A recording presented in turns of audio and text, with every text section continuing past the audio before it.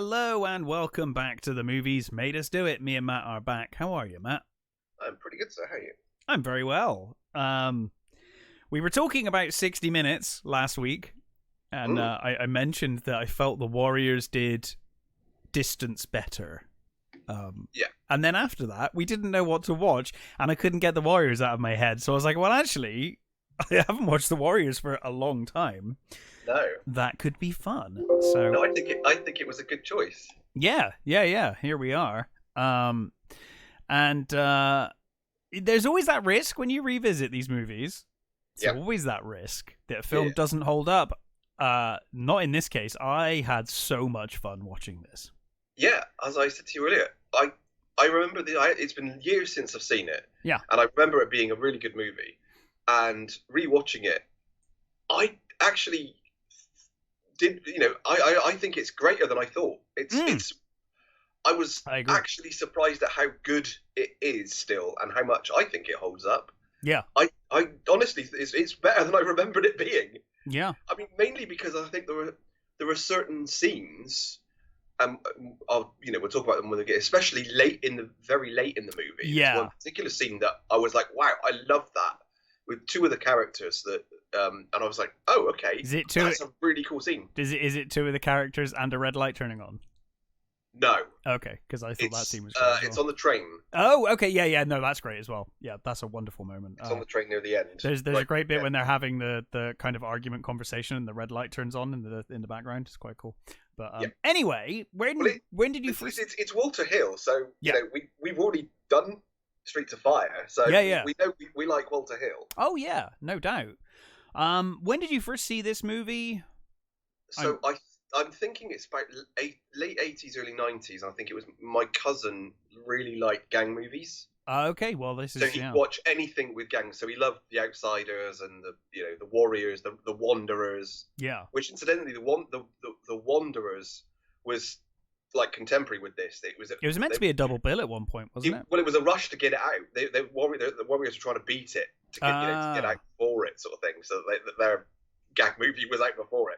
Very different tone. But Walter Hill really wanted a comic movie. Yeah. And one of the latest version, or one of the later versions, has actually got much more comic booky bits and pieces. So I haven't seen that version, but I've seen the clips. It's fine. I still prefer this version. I don't like that sort of. It works better. It would work better with Streets of Fire. Yeah. Because that movie is hyper, mad and yeah. This movie's wacky, but it's very grounded. Like people are dressed wacky, the gangs are dressed very wacky, but the violence is very grounded, and not it doesn't contrast well with those comic overlays. I kind of like it, like I like the Stallone's more recent version of Rocky 4, where it's like, it's its fun own thing, but I still prefer the original, and that's kind of where I land with this as well. It feels too jarring between the two styles. I think if he'd done it at the time, it probably would look better. It's too clean and too jarring to me. Yeah, because you've also got that scene, the scene of the guy talking to his girlfriend and a voiceover at the beginning as well, which is like, okay, well, don't think you really need any of that. About the Greek army or something. Yeah. Well, that's what it's based on the book by Sol Yorick. Yes. Now I've never read that. No, I haven't, but I've looked into it.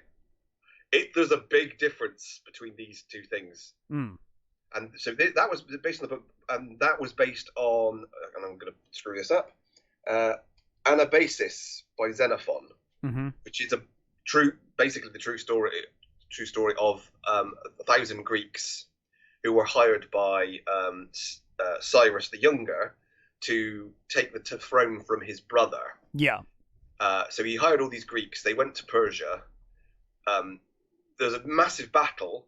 The Greeks basically won, but during the battle, Cyrus was killed. Yeah. So they were basically stranded. Yeah, they were surrounded, and they had no cause anymore. They were like, what the fuck do we do? The only thing we can do is go home. Yeah. So basically, it was just them trying to get home. So that's what they Yeah, so that's kind of what you get in the Walter Hill voiceover in the new version. Originally, apparently, Walter Hill planned for that to be Orson Welles, but the studio decided not to pay for it, so it never happened. The studio was like, "Look, we are not paying." You're for like, that's a Orson Welles.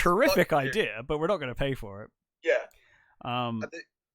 So the book was written as a rebuttal to West Side Story. Oh, okay. So the writer read West Side Story and said, that's not the real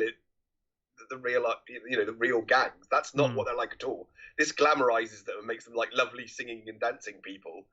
Gangs are like horrible and hideous.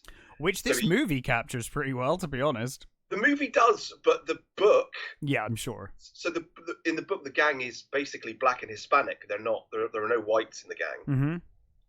And there are things like they do constant, tests of, testosterone-fueled tests. Like, they have a pissing contest at one point.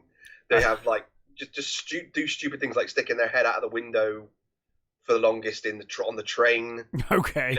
Stuff like macho tests like throughout the book. Yeah. But they also do things like the Mercedes character. They gang rape her and leave her for dead. Christ. Yeah, and they murder. But the worst thing about that, well, not the worst thing, but the part of that is before that happens, they kill a guy and they rape her on the corpse. Good God. Yeah, I'm glad they just made this. Mostly in this movie is just Ajax. That's the racist, homophobic rapist man. Like everyone else, none of them are particularly nice, but they're certainly better than it sounds like they were portrayed in the book. Because here you could at least get behind most of them. And Ajax is the real problem, and he gets dealt with, and he kind of gets his comeuppance. Apart from Thomas Waits, who got thrown into a train because Walter Hill fucking hated him. We'll man, later. that's so. I love the story. That's so funny. Such a good story, but we'll get to it when we get to it. The funny thing about that is, I was watching it this time round, and I was like, "Oh my God, it's Windows!" Mm-hmm. It's like I did not know Windows was in this movie. Yeah. We'll get to it. We'll get to it. But yeah, I think I first saw this like VHS, I guess, in the 90s sometime. My cousin was like, an obsession of this movie for a while. I had a proper obsession with this movie. Me and my brother actually both shared a love of this film. Okay. I don't know why. Sometimes when you're young, films just vibe, and then you just watch them over and over again. That's what we always used to do because you didn't have like unlimited movies to watch. So it's a very boys movie. Oh yeah. I'm sure there are lots of girls that enjoy this movie, for various reasons. Yeah. But this is a very bloke movie. Oh yeah, for sure. Don't make no bones about it. It's a very guy movie. So let's get into it. And we effectively open with what were reshoots. I really love this introduction. It does a really good job. So we get those. I think first we get the wheel, don't we? We get the shot of the wheel on Coney Island. Wheel. And then we get some night shots as we get the credits interspersed with the train. And we hear the gang, the warriors, talking and discussing this upcoming meeting where they're going to meet Cyrus. He's known as the one and only. And basically, I think this does a very good job of setting up a number of things. One, no weapons are being taken by anyone, right? Because one of the first things you're like, why doesn't anyone have guns? And you do see some guns later. But you're like, why aren't they having guns? Well, this is why. It's established in the opening. They're going unarmed. That's part of the whole meetup. They're going without they're only supposed to take 9 people. Yeah. It's also established here that, this may not be the warriors, all of them, because they're taking 9 delegates. Each gang is taking 9 delegates. They're kind of top 9, I guess.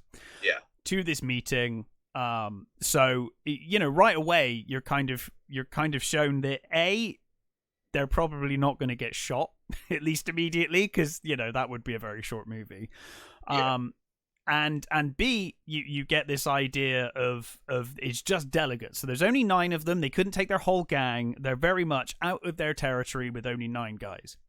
Now, obviously, they're going with a bunch of other gangs. But you know, again, with this train, we see they have got a vast distance to travel. They're getting on a number of trains to get there. And like I said, the whole way there, they're kind of discussing Cyrus and what this meeting's about. Yeah, it really does a great pretty good opening. job of pretty much establishing the characters as well, because you get their temperaments, you get the, you know, Ajax being a dick, Being an absolute straight prick away immediately. Yeah. And I love that the sort of the format it takes, like almost like a two heads, you know, shot. These just two sort of heads facing each other in a sort of, you know, talking heads type style, which is really cool. It's a really nice way of introducing the characters. Yeah, absolutely. Completely agree. So they do also, I think, at this point discuss what would happen if it's a setup, because they're like, I think one of them, I can't remember which member, I think it might be Rembrandt, says, you know, it'd feel better if we weren't in uniform the whole way, because if we get stranded here, we're kind of screwed. Yeah. But obviously, as we'll get into as the film goes on, there is pride with this gang where they're like, our colors are our colors. We ain't taking off our colors, and you know, they're going as they are.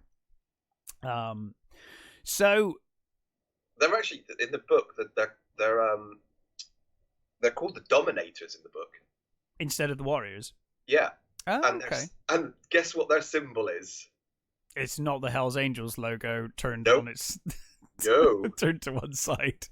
They're in a sort of Beastie Boys sort of thing. Not the same car, obviously, but their symbol is a Mercedes-Benz symbol. They steal Mercedes-Benz symbols and wear Mercedes symbols. So they decided for the movie to go with the, I guess, the potentially easier option, but probably more ballsy option of ripping off the Hells Angels instead. Yeah. Just turning their logo sideways and going, Warriors. Strange. Or turning faceways. Turning it faceways. Yeah. Hells Angels not really liking. Apparently, worse than that, I think the symbol was taken from a bike that was built by that was made by a Hells Angel in prison. I'm not surprised.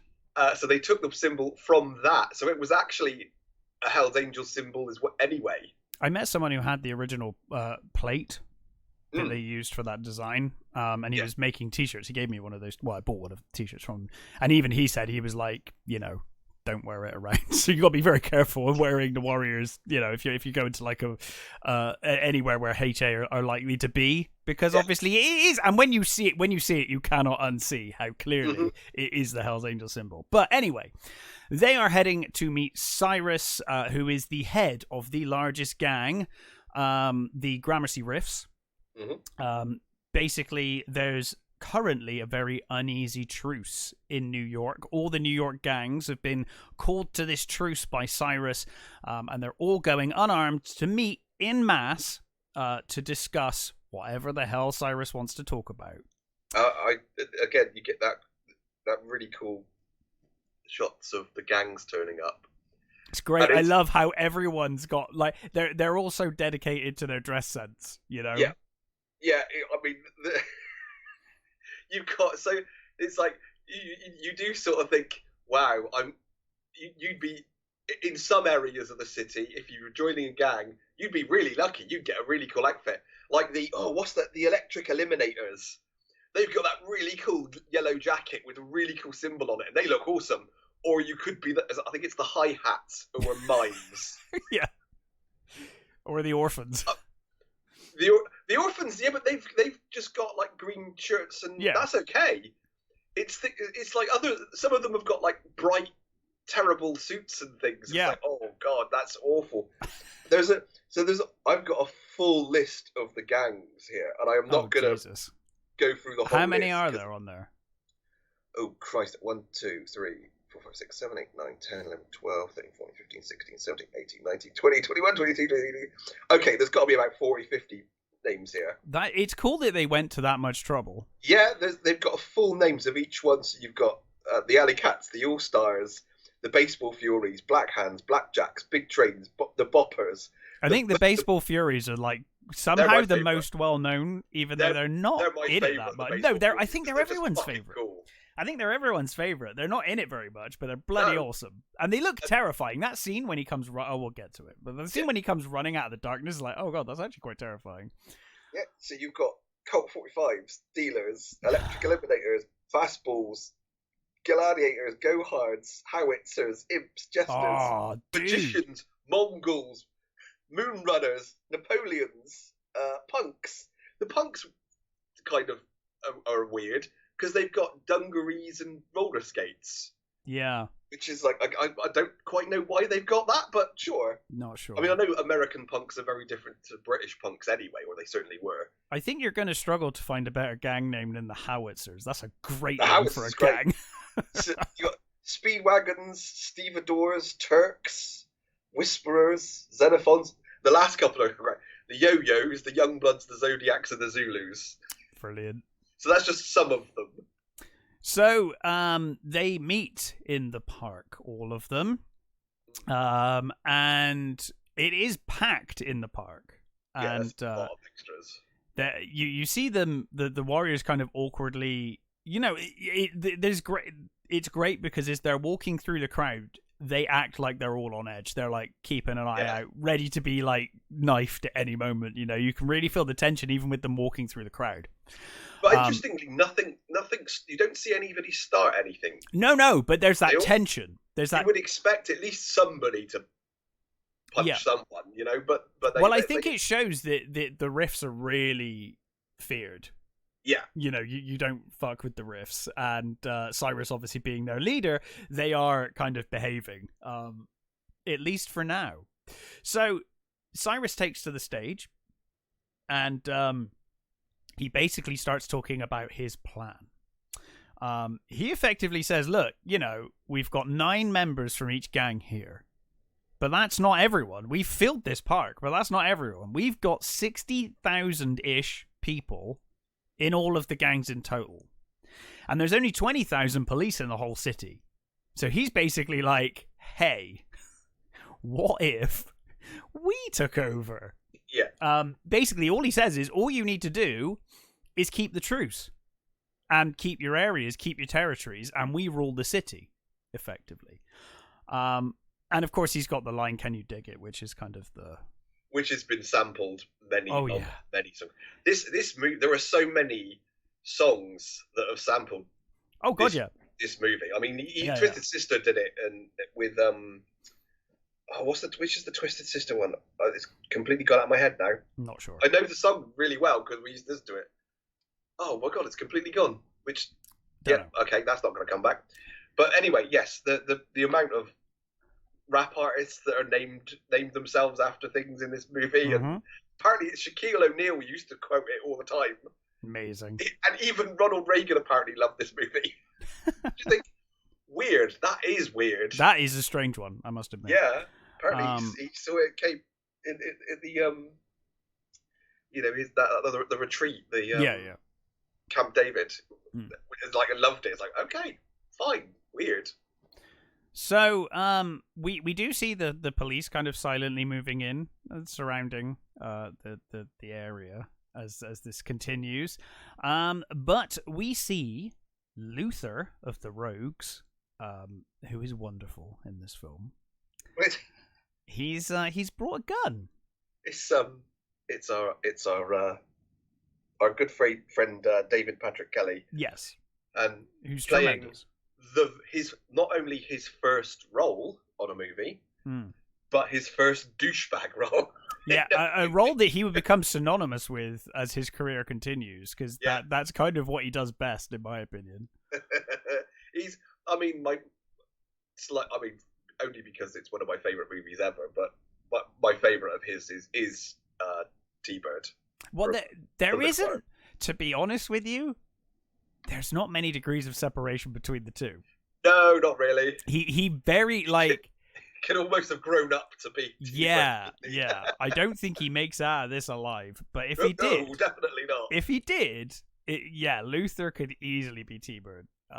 But in any case, Luther has snuck it, or a member of his gang has snuck a gun into the gathering. Yeah, because you get them passing it along the line, which is quite cool. Yeah, it's great. So mid-speech, as he's kind of talking about ending the truce, or keeping the truce and taking over, as the police silently move in and surround the area, Luther shoots and kills Cyrus. Cyrus, falls back, and there's this silence as everyone's like, oh my god. Everyone's looking at Cyrus, so Luther thinks he's got away with it, but as he turns, he sees Fox, played by Thomas Waits, who's a member of the Warriors.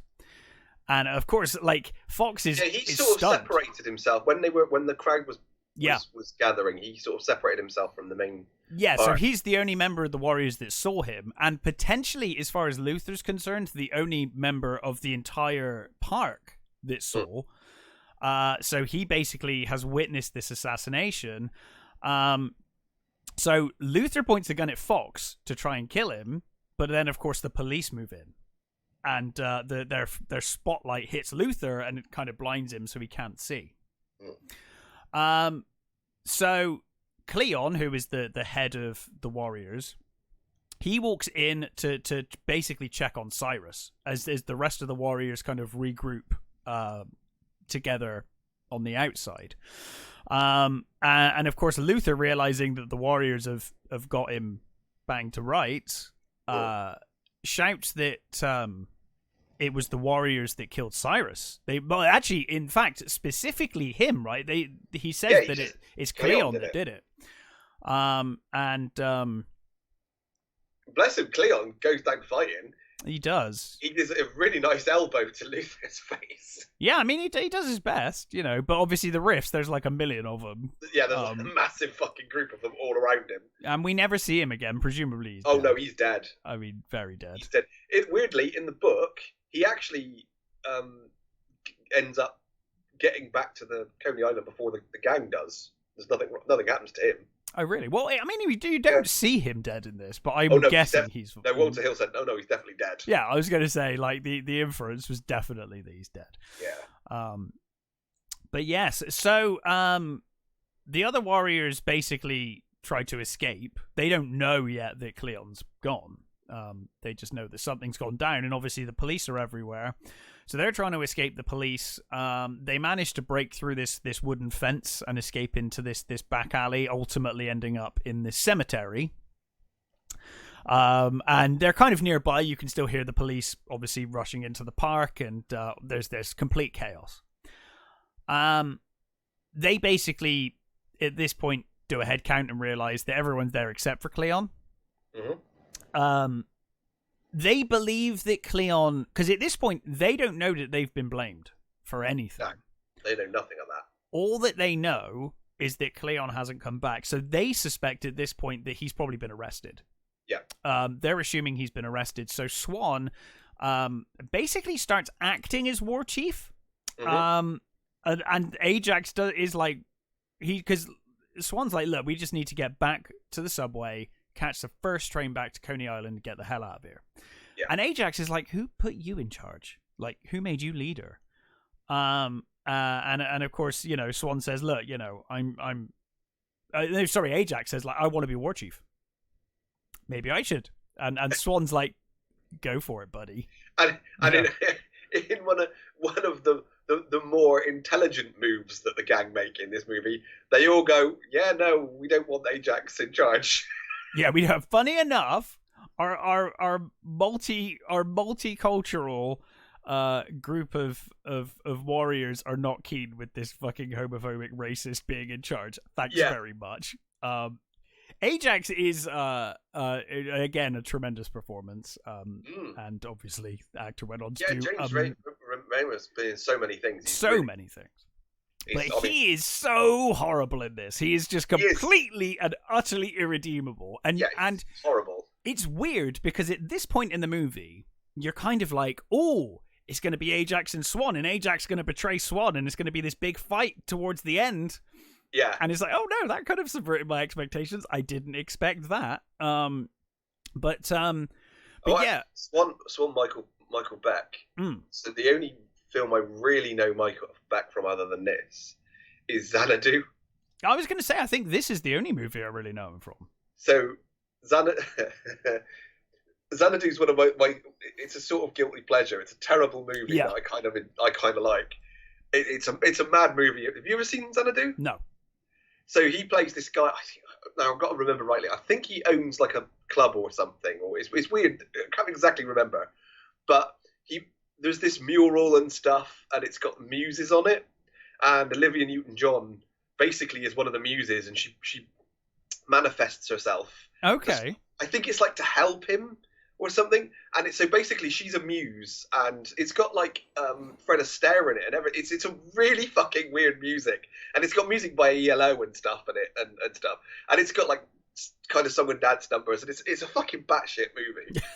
And Michael Beck said the Warriors opened a lot of doors for him, and Xanadu closed them. Oh no. Yeah, so basically, after he's been in lots of stuff. Yeah, he has.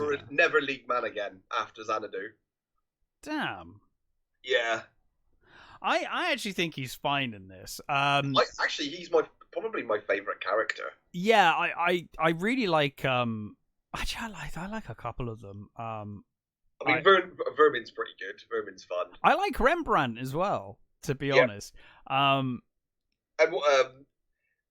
Oh, is it? Which one? Is it? Rembrandt that's got? No, it's not Rembrandt. Rembrandt's the spray painter.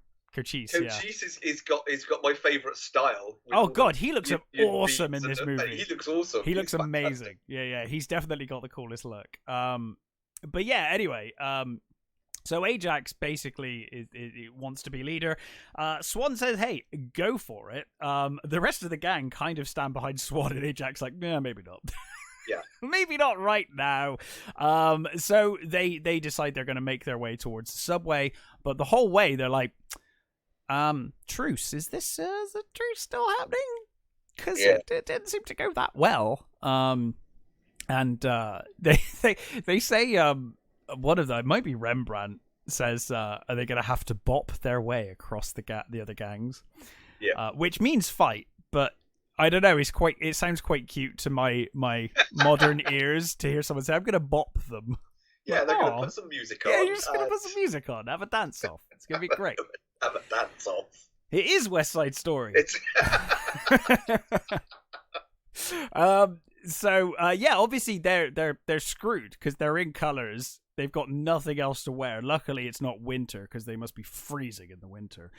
Well, apparently when they were filming, because it was mostly like it was all night shoots in New York, and apparently it was really rainy that year. Oh god! So they did spend an awful lot of time huddled under blankets. I'm not surprised. Like, under umbrellas and things. Yeah. So obviously they realize as well they're not armed and they're forced to wear their colors because it's literally all they've got. So meanwhile, the Rift's new leader, Masasai, he addresses his gang and he basically says, well, we have been reliably informed that these fucks, the Warriors, are the ones that killed Cyrus. And he basically says, I want them captured alive if possible, dead if not. And he says, put the word out. And they put the word out in the coolest goddamn way possible because there's no mobile phones or internet. They used the local DJ. Yep. I love this. So she and doesn't so even... many things have copied it, including bloody the last... the Keanu movie.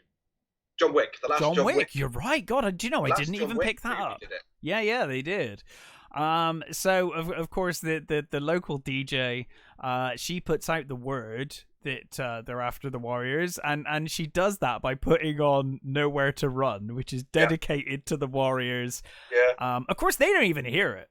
No, they've no idea because they're like heading for the subway. They've no idea. All the other gangs, they're all sitting around their radios, so they're kind of, most of them, I guess, are back in their territories quite quickly. Yeah. Certainly the surrounding ones, because they haven't got as far to go, so they're just sat listening to the radio. You get the impression that the Warriors have probably travelled some of the farthest. Yeah.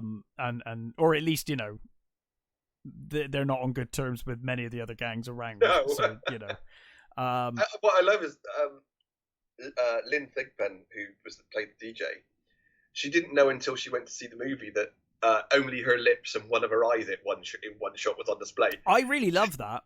She didn't know that she wasn't being shown. Oh, I love that. So I don't know whether she liked it or not, but it's fucking cool. I think from a visual standpoint, I really like it. Yeah.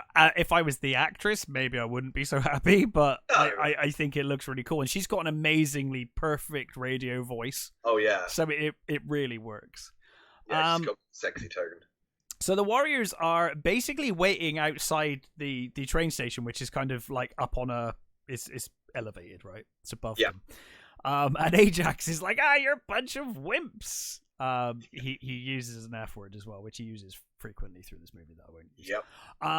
He's a homophobic prick. But anyway, he tells them they're complete wimps for waiting down there instead of just going up and getting the train. But like I think I can't remember who it is. One of the other ones like would just get murdered if we go up there. That's like mental. Why would we wait up there when we can wait here and see the train coming? Like Ajax, not the tactician of the group. Well, he's already proving that he wouldn't be a good leader. He would be terrible. They'd all be dead already. But of course, he's shown immediately to be goddamn wrong because a school bus full of gangs, full of skinheads, the Turnbull ACs, that's who they are, according to these notes. They start riding down the road, clearly looking for a fight. And the funny thing is I was watching the shots, all of the, is it the D train? Yeah. And them and the bus driving around and them, and it's like, oh my god, this is just Streets of Fire. Yes. This I mean, it's like almost exactly like the scene in Streets of Fire. It's even got a bus, a clap tank bus in it. From the band, and it's like the clubs going around. It's like, wow, this is. I mean, obviously it's the same director, but yeah, Streets of Fire could be happening nearby. But yeah, so they all kind of look at Swan and they're like, "Are we gonna do it?" Because the train starts arriving.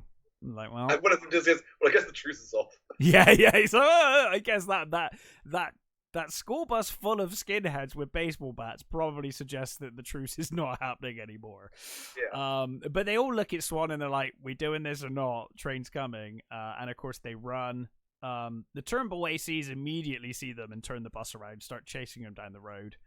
And they manage to get ahead. Ajax, again, I mean, there's several times when he turns around and kicks a guy down the stairs or does something that is completely unnecessary and just puts himself at more risk than he needed to be, Yeah. But they basically barely make it. They just get onto the train as the doors are closing. The rest of the gang, the Turnbull ACs come up the stairs, but they're too late, and the train pulls away with Rembrandt and co. kind of pulling faces and kind of laughing. So we get a really weird scene. Well, not a weird scene, but we get a scene with the rogues, don't we? The rogues turn up at a small shop, a little stall sort of thing, to use the phone. And I don't think we ever find out who he's talking to. I assume he was informing the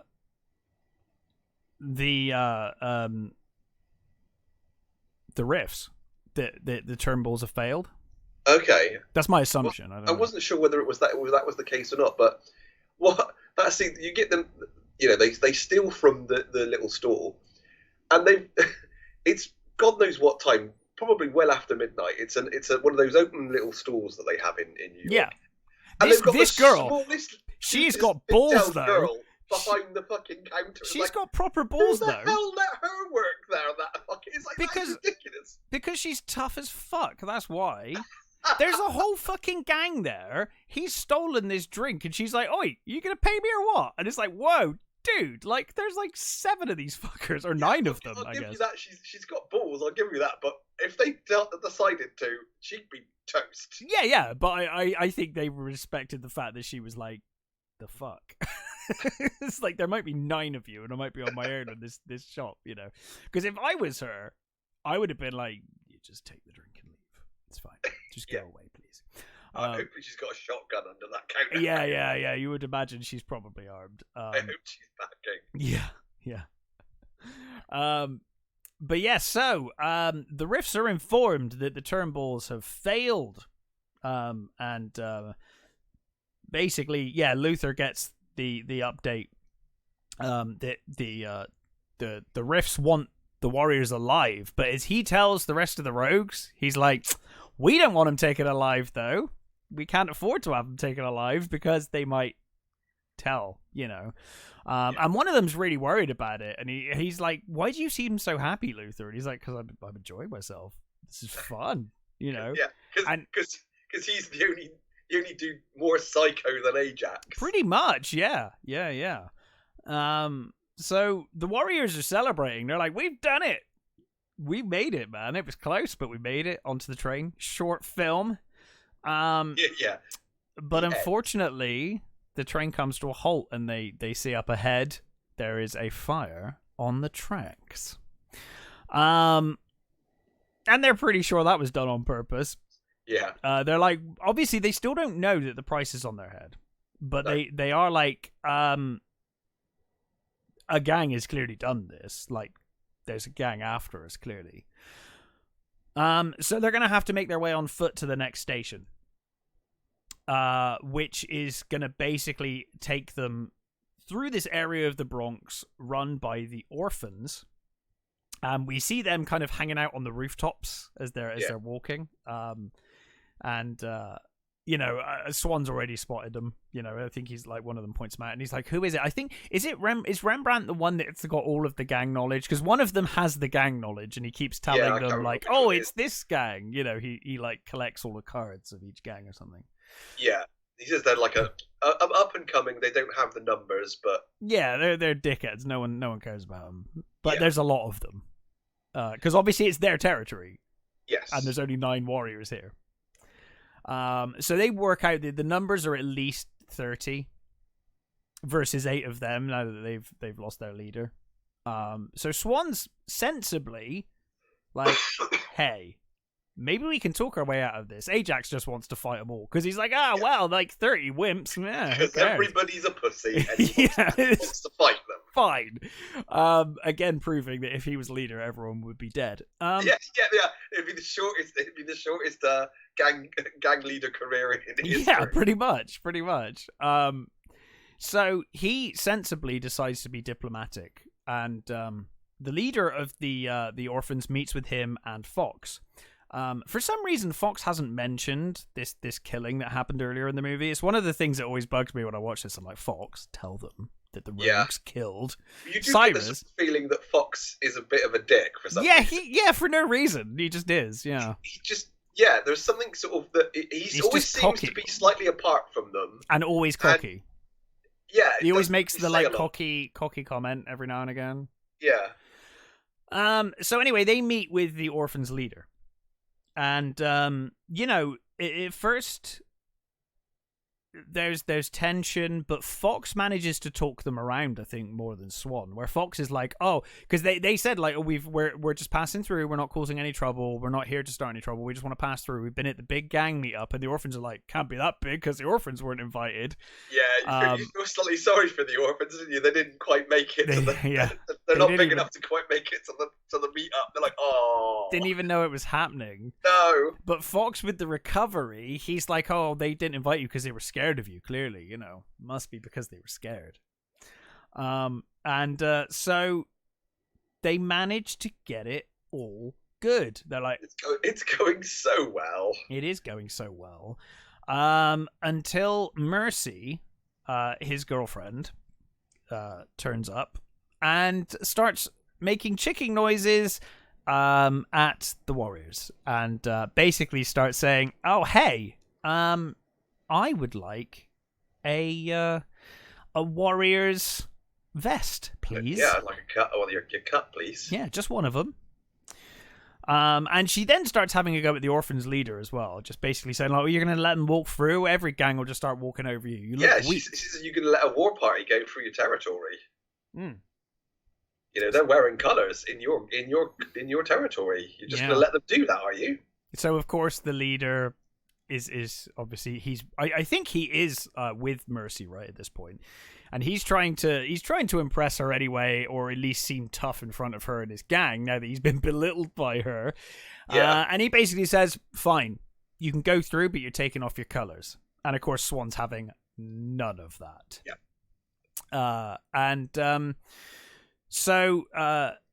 mean, she's egging him on, and he's still trying to be reasonable because he's like, just take it, cut off. It's fine. Just take it off. Don't, as long as you go through you can go through a territory. Just don't go coloured up. Yeah. And of course, they're not going to fucking do that. But at least he's trying to be sort of reasonable. He is still trying to be reasonable, yes. But the cut is a key thing, and they're not gonna, if they were gonna do that, they would have taken him off long before now. Exactly. It's caused them nothing but problems today. So so the warriors walk on, and the orphans leave, but not before clearly going to get back up. Mercy starts following the warriors for reasons I do not understand. So basically the reason she's following them is because she sees them. They're a better gang. Yes, they're a better gang. She's more impressed with Swan than she is with the gang that she's in. She doesn't like where she is, so she wants to better her station, I guess, is the idea. Yeah. Well, she gets caught by Ajax, and she basically says she wanted to find some real action, and Ajax, being the rapist that he is, basically decides, hey, maybe I'll take you up on that. Fortunately for her and everyone, the orphans actually show up, one of the few good things they do in this movie. They turn up and they're ready to fight, but Snow has a bottle of something. Don't know what it is. It's high percentage, whatever it is. And I love how they slowly make this Molotov cocktail in front of the gang, and they're just like, what's going on? I don't understand. It's almost like they've never seen it before. It's like what's fucking. he doing with that bottle? It's like fucking magic to them. They're like, why are you putting a handkerchief into this bottle of booze? I don't know. Why are you getting a lighter out? I don't understand. Now, to their credit, they could have murdered the fucking lot of them with this Molotov. Oh, yeah. But they didn't. So that's something. Yeah. They throw it at a car instead. Yep. And I'm guessing some of them probably got hurt in the car explosion, but they could have just lobbed it straight in their face, and that would have been really messy. And I love that it's another one of those movie cars that's made of TNT. Well, of course. In the 70s, all cars were made of TNT. Very explodey. So basically it's enough to distract the orphans, and the warriors manage to make it to the next station. Mercy will not leave them alone and is determined to hang around. Swan must like her even at this point, because she's been such a dick that if I was him, I would be like, you are not coming with us. Yeah. You have literally almost got us killed. I think that's for no reason. She's like, I kind of understand her reason for following them. Oh, I don't understand her really reason. Understand their reason for wanting her to follow them. Yeah, and I also don't really understand her reasons for starting that fight, other than I guess she wanted to see whether they were tougher. Yeah, I guess so. But it's kind of like you could have just gone with them. It would have been way easier than doing this, because now they all hate you. Well, they needed that. She needed to be impressed by them, so she's been suitably impressed now. Yeah. So the DJ this time is the one that talks about the orphans failing miserably. Luther gets the update that the warriors are basically making their way through, and they're being pursued by every cop and gang in the entire city. And while it is not exactly like John Wick 2, where everyone's an assassin, because we do later see 4 innocent people on the train later on. Yeah, so there are at least 4 innocent people. Most of people at stations and stuff as well that they've passed. But most of the people are gangs in the city, so they're up against it. But yeah, Luther again, he says he's having a good time and he's happy about it. And he also says that, this gives you guys incentive to catch the Warriors too. Go and get them, So they get to the 96 station and they get on the train. But the train's not moving. Who knows why? All they can hear are footsteps. And I love the tension where you're like, this is bad, guys. This is not good. Maybe not stay put. Maybe move. Maybe move. But of course, a police officer walks by, so they all leg it. They then, as they're escaping, because the police start coming from all different directions, they're split. With Fox and Mercy running down one platform. Yep.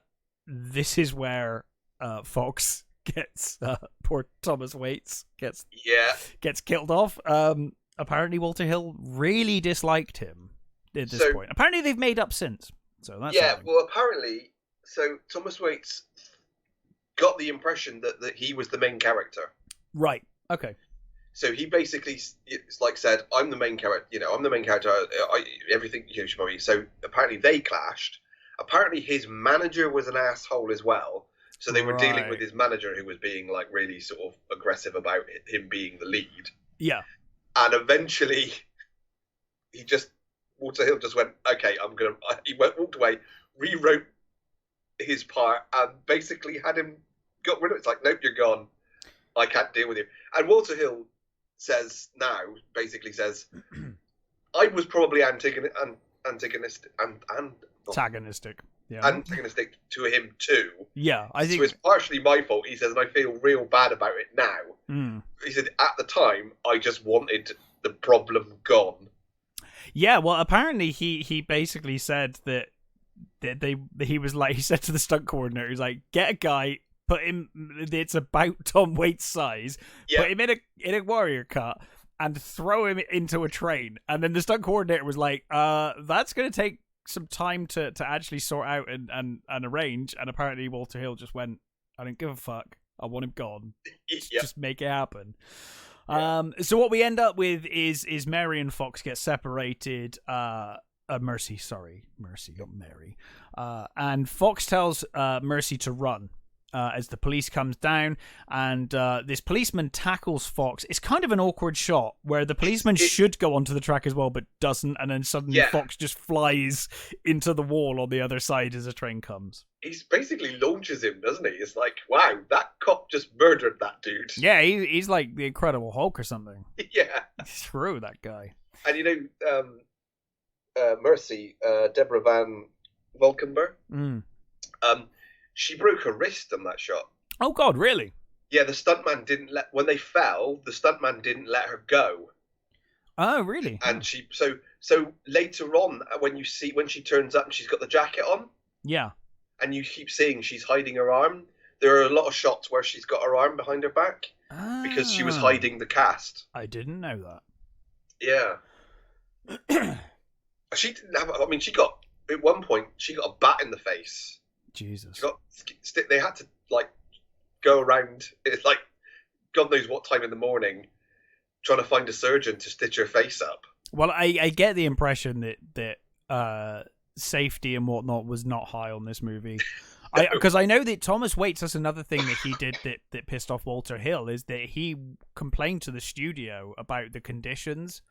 And he got them a second trailer, because originally all of the Warriors were basically sharing one trailer to get ready and do everything. And he wanted because he said he was the main star, he wanted the trailer on his own. Well, he wanted his own trailer. Yeah, I think it ended up benefiting everyone, because then he got kicked off and they had two trailers, so yeah, happy days. But yeah, so anyway, Fox is dead abruptly. Verming, Cochise, and Rembrandt are in their own group. They've managed to evade the police, and they are already on another subway train heading to Union Square. Which basically, we should say, earlier, Swan said when they were back in the cemetery just after all this went down, he was like, look, if we get split up, we will meet at Union Square. So I think Union Square is like the last stop where they need to change trains. to make it back to Coney Island. So they're already on their way there. They're good in theory. Ajax, Swan, Snow, and Cowboy, they run out the station, and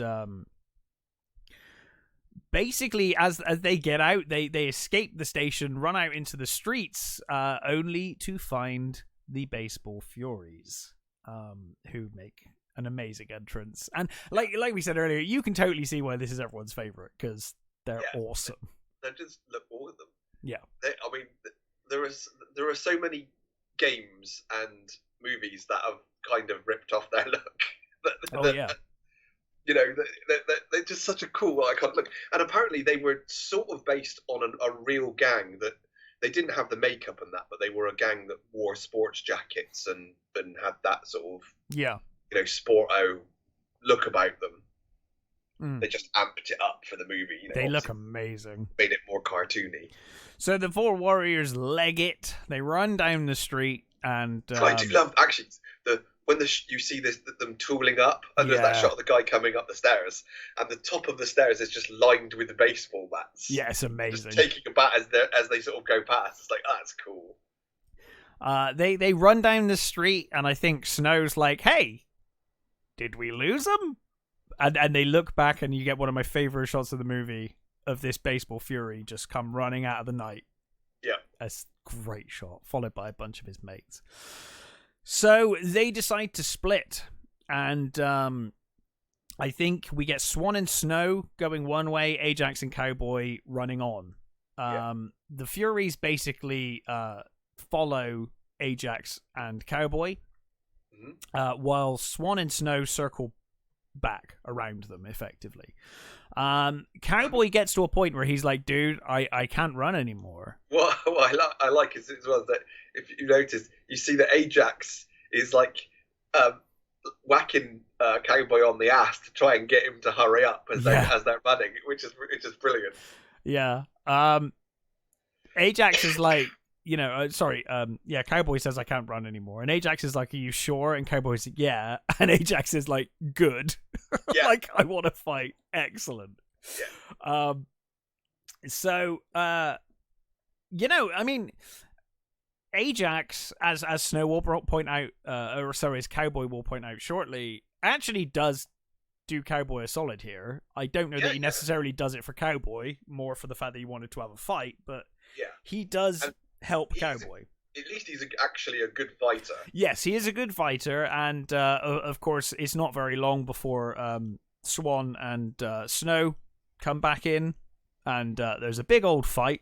Great fight. Yeah, it's a really good fight. And I know Hill wanted the gang to do their own stunts. Yeah. So they did have, they went off and had stunt training before, they started rolling, I think. But I think because they're still not, trained enough, so I think a number of stuntmen got injured. Yeah. Yeah, and you can see that I think some of those bats definitely connect. Yeah, and they don't look like they're rubber either. No. And I think somebody said I think all of the Baseball Furies are about 30. They're like, because they're all like these 30-year-old stuntmen. Yeah, for sure. Which, luckily, the sort of makeup kind of hides, basically. It does. It hides it well. But they managed to take down the Furies, and of course now they've all got baseball bats. This scene does do, and again, it's that subversion of expectations that's about to happen, because here you see that Ajax and Swan are pretty much equal with their fighting skill. Mm-hmm. They're good, and you kind of feel this rivalry's brewing. Yeah. I don't know how she knows, but somehow telepathically the DJ just knows Baseball Furies have been defeated. My DJ sense is tingling. Also, one of the good things about that fight, the chase and the fight scene, the music is brilliant. The music throughout, I really love not only like the obviously the tracks that they use, but the actual score of this movie. I love it. It's a really cool guitar sort of, but with synths, and I think it's one of the first soundtracks to feature mostly synths on it which is really cool. It's a great track. But that particular tune when they're running in the fight is really good. Yeah. So, as I said, the DJ telepathically knows that the Baseball Furies have been defeated, and she says they're rubbish, basically. Yeah. She's like, well, yeah, that's shit. Yeah. Meanwhile, Vermin, Kachis, and Rembrandt have made it to Union Square. They're home free. But then they see some women who are clearly giving them the eye. And so Kachis and Vermin are basically like, hey, well, we've got nothing but time. Obviously, they fail to realize that the women are lesbians. Rembrandt, however, he knows what's up. Well, so Rembrandt, Yes. He's the only one that doesn't have a girlfriend, apparently. Yes. Because he's the youngest, is sort of the idea. But the actor, he was gay.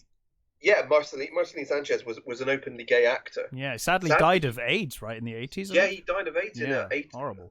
What was it, 85, I think? Yeah, it was less than... he was only 28. Yeah, really young. Horrible. Because he was a great actor in this. I think he's fantastic. He's one of my favourite characters. I like the idea that actually Rembrandt is gay. Well, I always kind of thought he was meant to be. The Lizzies at all. I always thought he was meant to be be honest. Certainly the way he is when we get to the Lizzie's house hideout, I always assumed he was gay. Yeah. And I don't know if that was intentional or whether that was just the actor kind of vibing that way, but I like that. I like that he's gay and he can see this for what it is as well. Yeah. You know. Also gives him a reason to stay the fuck away from Ajax. Yeah, rightly so. Yeah. Not that you would need to give me much reason to stay away from that psychopath. No. Who, by the way, at this point, I think would have got the gang killed about 3 times in the last, half an hour. Probably, yeah.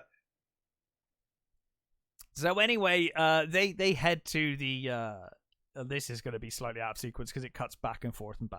But effectively, they head back to the Lizzie's lair. And apart from needing redecorating, the Lizzie's lair is really cool. Yeah, it's great. They've got a fucking jukebox. They've got really cool sofas. They're a really cool gang. Yeah. They're Kachis and Vermin are immediately getting off with the girls on the couch and whatever. Rembrandt is we should be meeting up with the guys. They're going to be worried about us, He's completely on edge. He's circling. He knows something's up. Yeah. 100% knows something's up. And of course, finally, you get that great shot of the girl clicking the door shut. Clicking the bolt on the door. So apparently Vermin was supposed to die here. Okay, yeah, because it does look like it, because there's that gunshot, and you're like... Yeah, Vermin was supposed to die, but apparently because the actor kept making himself, adding funny lines and stuff, and making himself funny, they basically changed the script to keep him alive. Yeah, they liked the character. Always felt like one of them should have been shot. I think probably Vermin was the ideal... You would assume. ...one to kill off, really, because he is the funny one. Yeah. So we get this moment. They close the door, and one of the is it the leader of the Lizzies? She says so you guys are the famous warriors, the guys who shot Cyrus. So now they realize why. Rembrandt shouts hey, they're packing, they're after us, and they they run out the door so hard that the door explodes. My favourite shot in this bit, though, I rewound it about 4 times to watch it again. I can't remember which one it was, whether it's Vermin or... One of them hits one of the girls... God, with the chair? With the chair. Brutal shot. Brutal shot. It's such a fucking cool... I mean, she was clearly a stunt woman. Oh, yeah. She knew they knew what they were doing, but it's Jesus, that's a brutal shot. That that shot is, I literally, it's like, wow, I've got to rewind that again. I got to see that again. It's such a fucking cool. That fucking chair comes right down on her. Well, the and thing even is, if it is made of like, polystyrene and yeah, because the thing is, it looks brutal as fuck. The thing is, there's a shot right before that where one of them punches one of the women, and you're like, oh my god, and then you see the chair, and you're like, oh my god. Yeah. Jesus. But they managed to get away. In the attack, Rembrandt gets cut with a knife. Yeah. But all of the guns, they miss with the guns. This is the only time really that you see guns in the movie. They managed to escape, dodging the bullets, and as they run away, Rembrandt says they think the warriors killed Cyrus. Yeah. Now they know.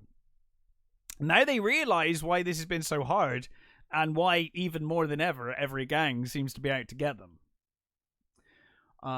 It is because they think that the warriors killed Cyrus.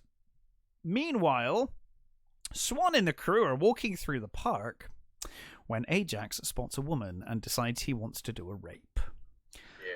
Yeah. The rest of the gang are like, the fuck? And I think Swan at this point is just like, if it means you're gonna fuck off. Yeah, I think that's it, isn't it? It's like, sure, dude, you fucking do you. You go off and do you. I'm willing to sacrifice this completely innocent woman to get you off my back. Yeah. He's like, we haven't got time for this. But Ajax is decided. He's like, you're a bunch of F words. And he is awful. Yeah. He's such a horrible person. Anyway, he's basically decided he's gonna try and get this woman who's just sat alone on a bench in the middle of this park. Doesn't he say, he says something awful as well? Doesn't he say something like, oh, women should know that parks are not safe at night or something like that? It's like, God, dude. So he basically stays back, and my initial thought when I first watched this movie was that Swan was going to go back and punch Ajax in the face. Yeah, that does not happen. No. They all leave, and the three of them get away from the park. They're about to leave and head towards Union Station when Snow and Cowboy decide they're going to go back. Cowboy says, look, he is an asshole, but he did kind of save my ass back there. With he's the an asshole, but he's our asshole. Yeah, he's like, well, I do owe him one for that. Yeah. And to be fair, Snow's like, he is right. Like, we do owe him. So Swan's like, okay, cool. I'm going to go on. You guys catch me up. So Cowboy and Snow head back to look for Ajax. And of course, it turns out the woman that he was attempting to assault was an undercover cop, and well, he thinks he's totally in because she's shining him on, isn't mm-hmm. she? She's egging him on, and he's like, well, I'm totally in here. Yeah. She handcuffs him to the bench. Did you see who she is, by the way? No. That's Mercedes Rowe. Oh. So she was the mum. Well, she's been the mum in a number of movies, but in Big. Yeah. She's the mum in Big, and she's also in Fisher King. She's a really cool actress. Mm-hmm. This must have been one of her first roles as well. I love Ajax is so dumb. Yep. He gets handcuffed to a bench. The police are turning up, and he's like, "Come on, lady, let me go. Come on, let me go." And it's like, she's clearly a police officer. You absolute moron. You are not going anywhere. It's like, stop playing these games. Like, it's not a game. It's her job. You are under arrest, sir. Yeah, she's blowing the whistle. The cops turn up, and that's how James Remar got the job. So he performed that scene and was like dragging a table.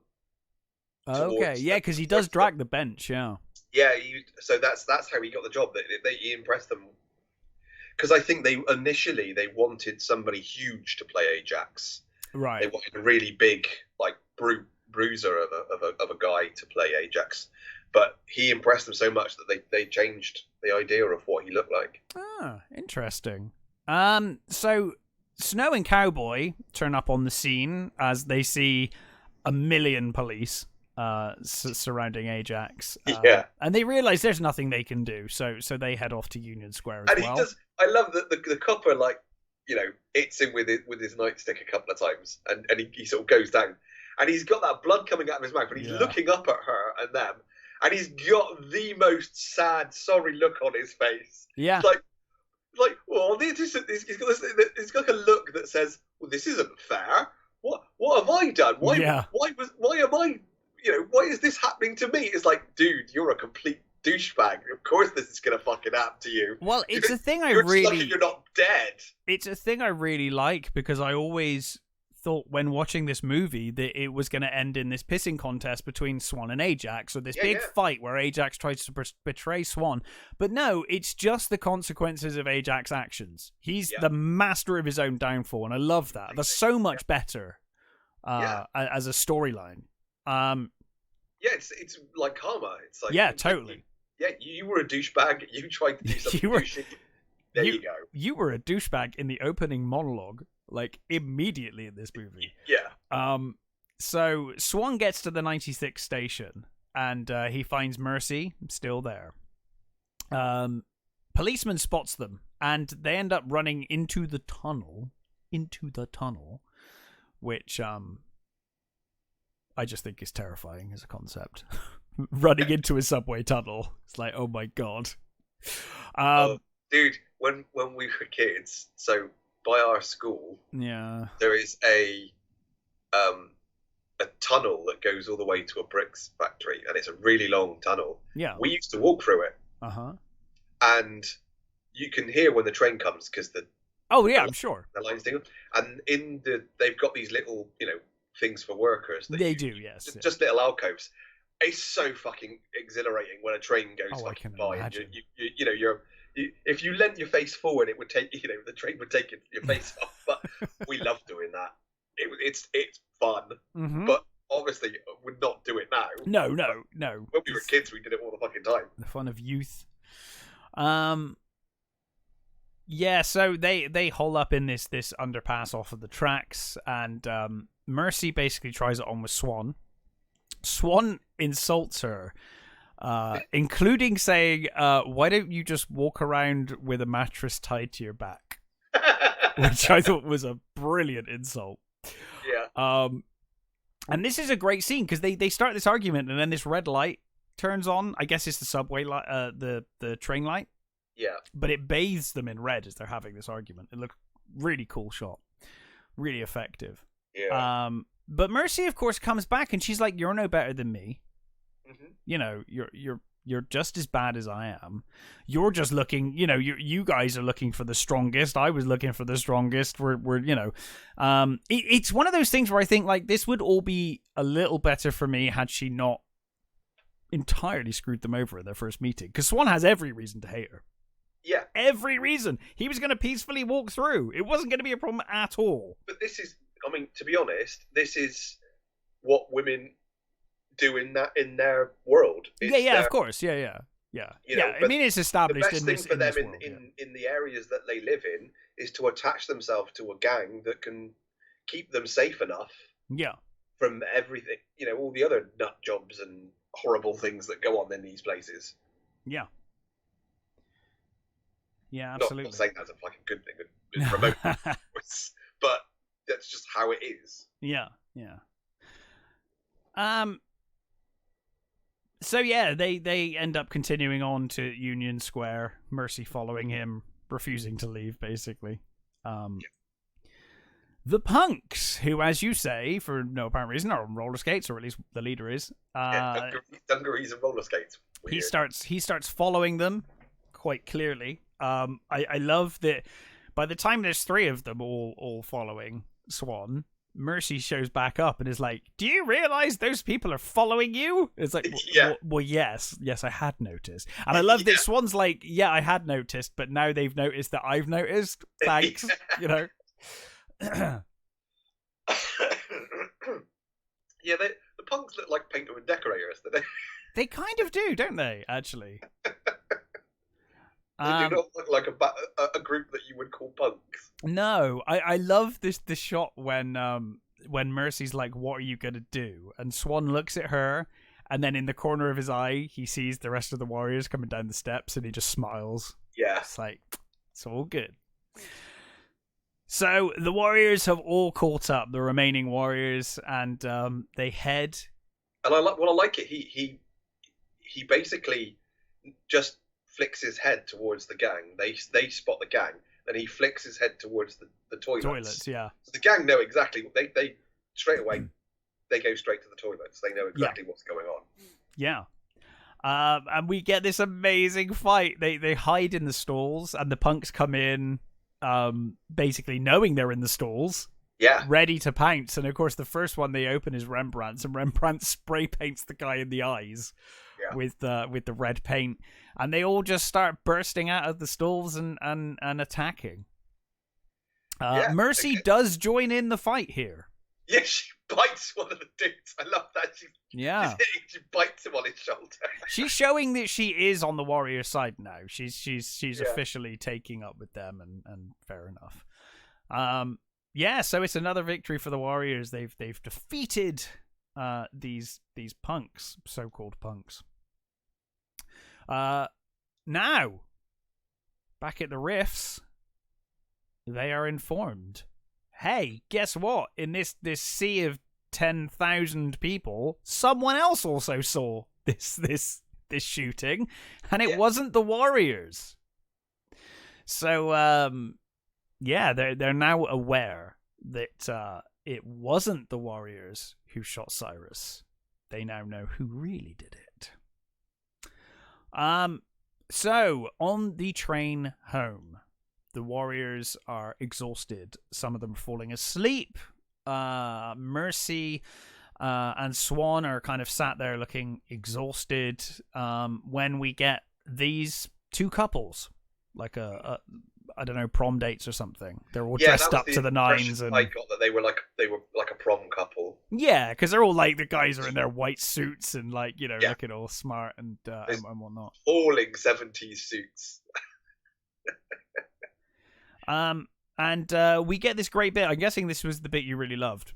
Yeah, this scene is awesome, because they didn't even notice them at first. They walk past them having laughing and joking and having a great time. They sit down, and then they look up and they spot them, and the disgust hits their face as they look at for fuck's sake, Mercy and Swan.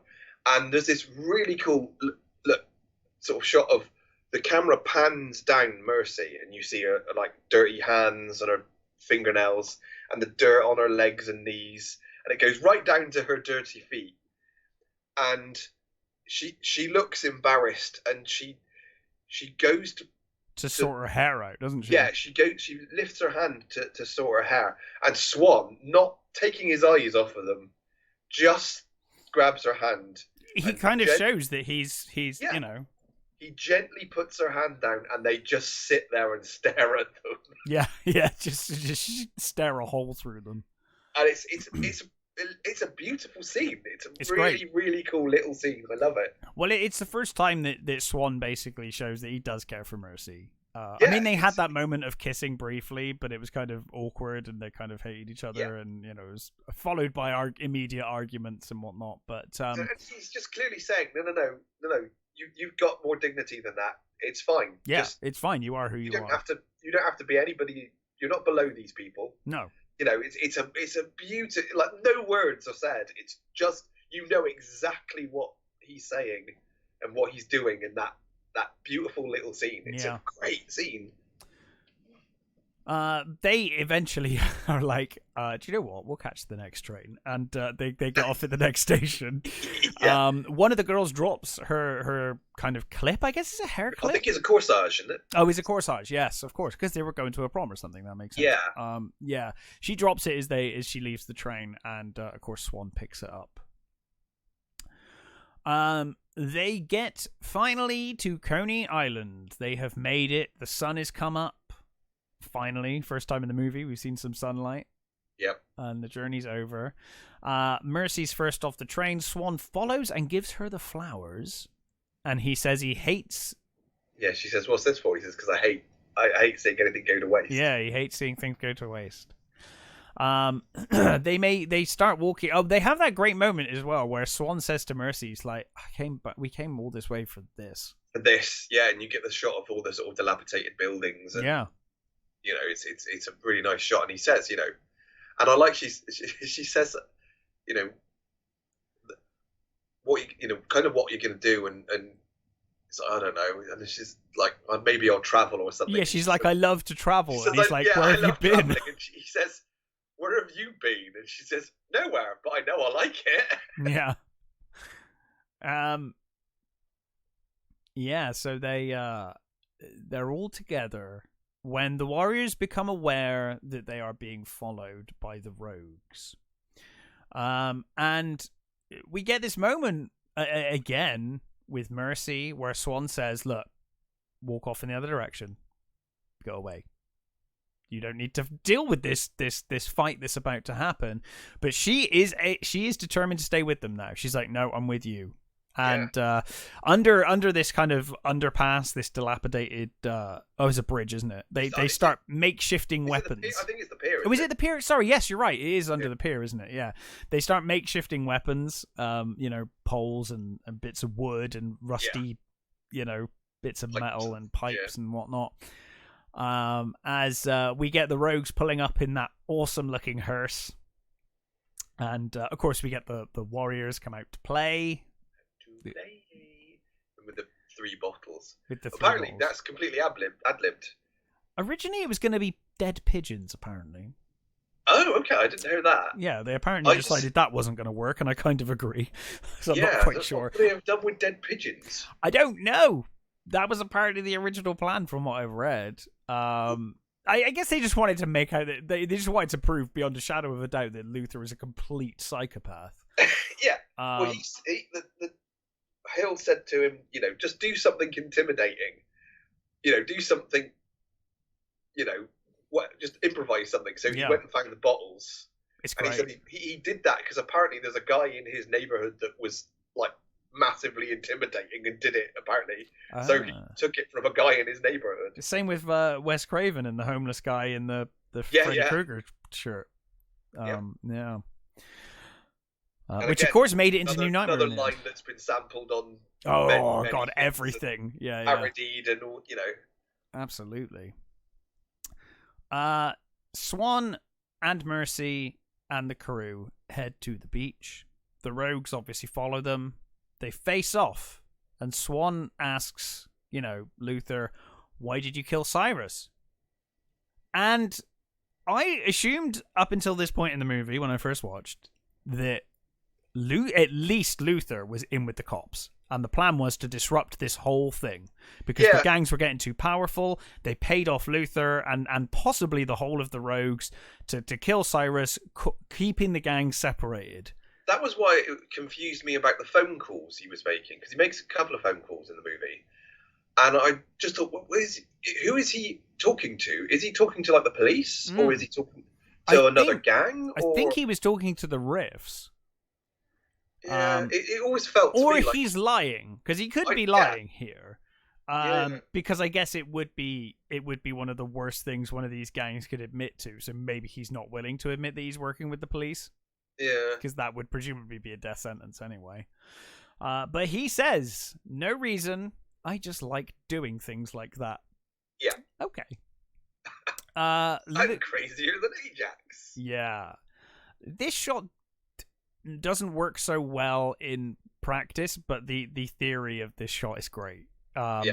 Luther pulls a gun on Swan and says, "Yeah, you're already dead." Swan throws his flick knife into Luther's wrist. Yeah.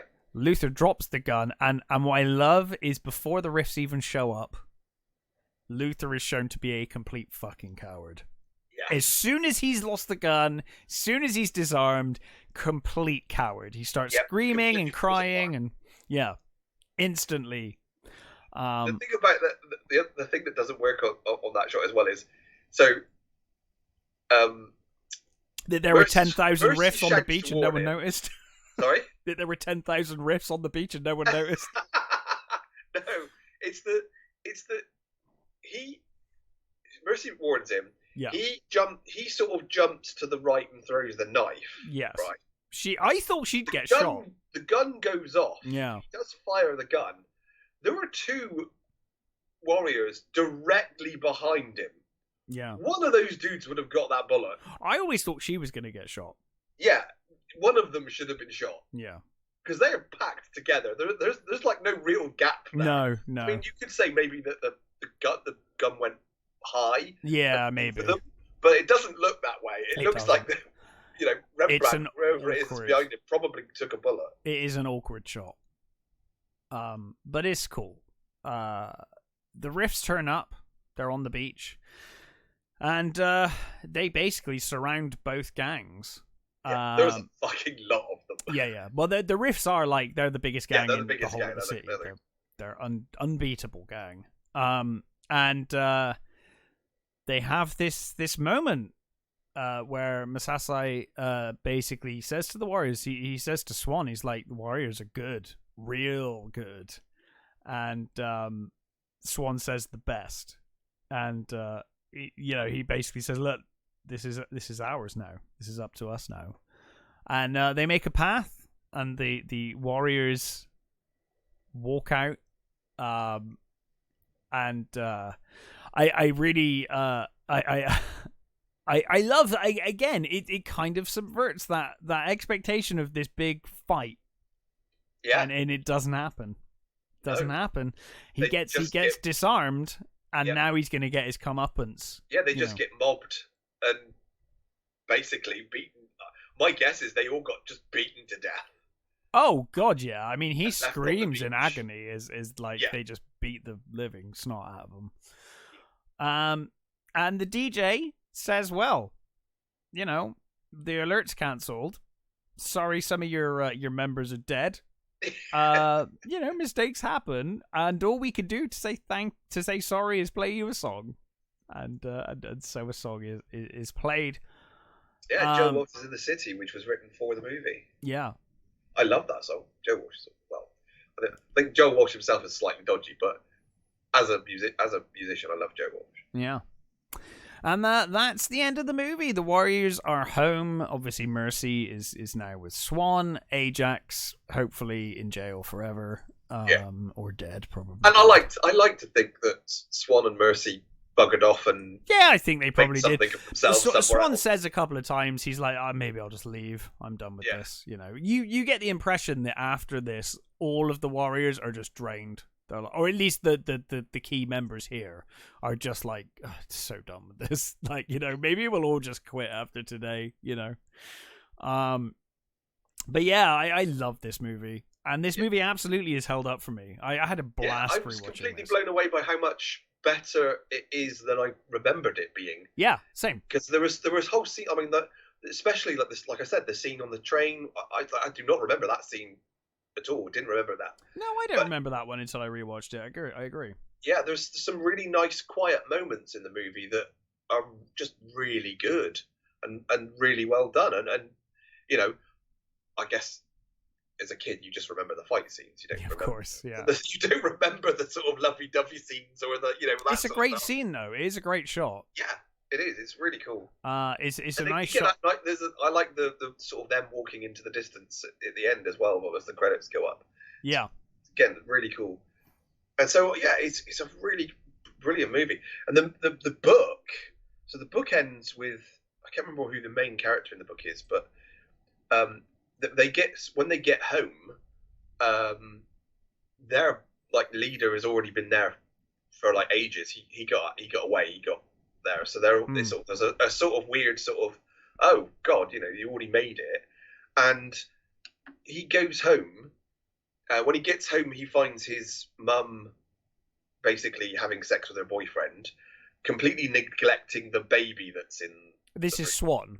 Yeah, I don't know whether it's Swan. I can't remember who it is in the book, because I think they've all got different names. But I guess the character that would be Swan. Yeah, it's the main character you're watching. You get the distinct impression they're a lot younger in the book. Right. And he he basically attends to the girl, the baby, and then he crawls out onto the fire escape and goes to sleep with his thumb in his mouth. Okay. And it's basically the whole idea is like nothing has changed, no one learned anything, and it just goes on. And it's like the book is way more bleak and way more horrible. That they murder people, they rape, they're just. They sound far less likable in the book. Yeah, I think if they would have done that in the movie, it would have been. Well, I think as soon as you've got a gang doing stuff like that, you're like, well, I can't. We've always said there you can do it, but it's very rare to write a movie with people that repugnant that you actually want to watch or root for in any way. Yeah, things like Romper Stomper and stuff like that. Those people are just fucking hideous. But you want to see their downfall as well. Yeah, exactly. So you're kind of. Whereas here you're meant to be rooting for them to get home, and I'm like, I don't want you to bloody get home, you bunch of assholes. Yeah, in the book that is. And I know I think at one point Tony Scott was going to try and remake it, but obviously he died before he. This is such a movie of its time. I can't imagine doing this now. Well, he was going to. I think Scott's idea was to make it contemporary. I just can't see how. But it would be. You'd have to do a lot more, with phones and all that sort of stuff around. It would be a big difference. The last I heard the Russos were going to be doing a TV series, which I think was at Paramount, but now I think Netflix has it. Right. So that still might happen, but I don't think there's been any new news about it. And I've heard that Lin Miranda, what's his name? Oh, Miguel Miranda, is it? Guy who's done all the musicals, like Hamilton and stuff like that. Right. He's apparently doing a musical version of it. Oh God. And I think some of them have expressed a desire to go back to the book and do a more, faithful adaptation of the book. Well, the book sounds miserable. Yeah, exactly. I don't want to see that. Do you really want to do a not really adaptation of it? Because it's. I mean, I've not read the book. It could be great, but it is certainly. Oh no, I'm sure it is great, but it's more to do with the horror of being in the gang and the horror of which is fine. Life that doesn't fucking change and doesn't get any better. You do get elements of you can definitely do that. Yeah, there are movies out there that, like we said, there are movies out there that are like that, but it would be a harder sell. It would, and I think this movie does a good job of both not having things like that happen in the movie. But also showing that it does go on. You get all of that in Ajax, basically, and you see the outcome of his behavior. Yeah. But also, you do get that sense at the end where nothing has changed. They're back home in this dilapidated area. But I think it has changed. I think definitely for Swan. I think Swan's going to leave. Yeah. You get the idea. I think you get the impression that at least Swan's done. Get out. Yeah. And I know. So when the movie came out, obviously the people in gangs went to see it. There was violence at screenings and stuff. Yeah, there were apparently lots of gangs would turn up and they'd see their other gangs in the same cinema, and I think people got killed. Yeah, I think so. And I know that the studio pulled all the advertising for it. They pulled all the things, and I think at one point they did offer to hire security for cinemas and things, but I think obviously that didn't happen. And I think they thought it was going to tank, but thankfully, I mean, it was made for $4 million and it made 22 million. So it made its money back, in spades.